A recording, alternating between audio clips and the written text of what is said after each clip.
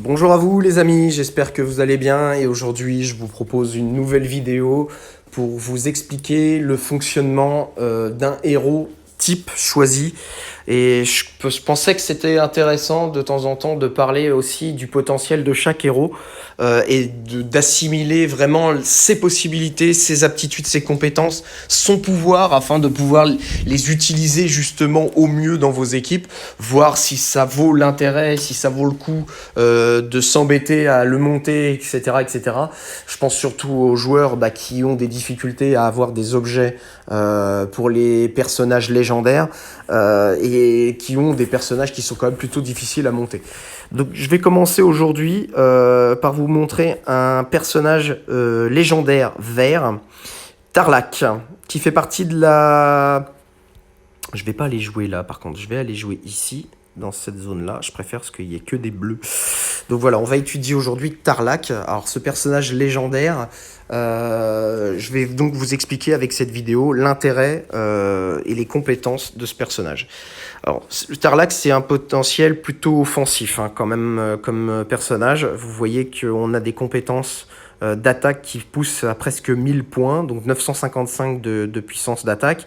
Quand on voit à côté, on n'a que 800 de défense. Vous constatez donc que c'est quand même un personnage qui est plus basé sur l'offensif, donc sur les attaques que vous allez porter, plutôt qu'un personnage qui peut être réellement efficace en défense. Il a un potentiel de points de vie qui est raisonnablement correct, 1300 et quelques points de vie, donc c'est pas trop mal, mais sans plus. Vous constatez aussi, donc là on peut voir la prouesse martiale, qui est sa compétence spéciale. Ça octroie un bonus de 100% d'attaque normale pendant 4 tours et ça restitue des points de vie. Les effets sont cumulables donc pour un maximum de 160% de l'attaque normale. Donc vous allez voir, on va essayer de déclencher cette compétence spéciale et voir les effets que ça produit directement sur le jeu. Donc bon, pour les points de vie, vous avez compris, de toute façon, il y aura une restitution de points de vie. Maintenant, je pense pas spécialement que ce soit un personnage qui soit très intéressant à développer au niveau de la défense, parce que comme je vous le disais tout à l'heure, il a un potentiel de défense qui est pas forcément exceptionnel. Donc je suis pas sûr. Si vous avez que celui-là en légendaire, bien entendu, c'est sûr qu'il faudra le privilégier par rapport à un autre personnage. Maintenant, si vous en avez d'autres, ce sera peut-être forcément pas le choix le plus judicieux pour votre défense. Donc sa compétence, elle est moyenne, donc elle monte de manière modérée. Généralement, il faut compter à peu près une dizaine de cubes de la couleur verte pour monter sa compétence. Je vais la lancer dès que je vais avoir un potentiel de vert plus efficace. Du coup, hop là, voilà. Donc on constate que les dégâts sont de l'ordre de 250 à 280 points de dégâts.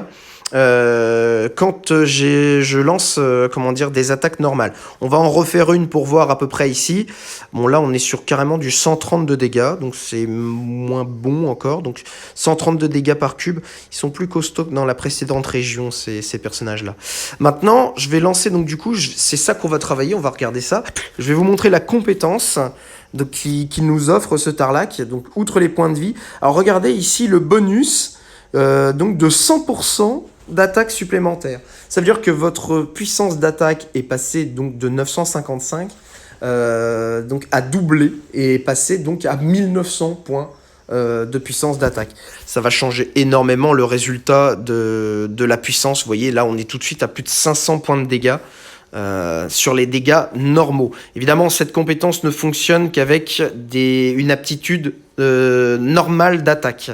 Vous n'allez pas pouvoir booster la puissance d'attaque de vos compétences spéciales. C'est ça qu'il faut bien retenir en fait sur ce personnage, c'est que sa compétence ne s'utilise que pour booster la compétence d'attaque standard de vos personnages, mais de toute votre équipe. C'est là où est l'intérêt d'ailleurs de ce personnage. Ça permet quand même de développer, de booster considérablement la puissance de toute votre équipe et de tout le potentiel offensif que peut proposer votre équipe, et ce, quelle que soit la couleur que vous mettez dans votre équipe. Si vous attaquez, vous mettez Interlac et 4 personnages jaunes, vous imaginez bien que vous allez démultiplier considérablement la puissance de votre attaque jaune. Ça va être un vrai carnage, quoi. Donc personnage vraiment centré, je pense, sur le potentiel d'attaque, donc à intégrer et à inclure dans vos équipes d'attaque pour, je pense, avoir un résultat très, très efficace de ces possibilités. Voilà, c'était donc une petite vidéo pour vous montrer ce personnage-là en particulier. J'ai choisi celui-là en premier lieu. Maintenant, je pense que vous pourrez me laisser en commentaire des personnages différents sur lesquels vous souhaitez qu'on aborde l'explication, voir quels effets et quelle utilité on peut en tirer, dans quelles circonstances on les utilise, et faire le tour un petit peu, voir si un personnage est plus à essayer que à mettre de côté, ou alors vice versa, voir si le personnage offre vraiment un réel intérêt de jeu et peut vraiment vous intéresser et vous faire évoluer dans le jeu.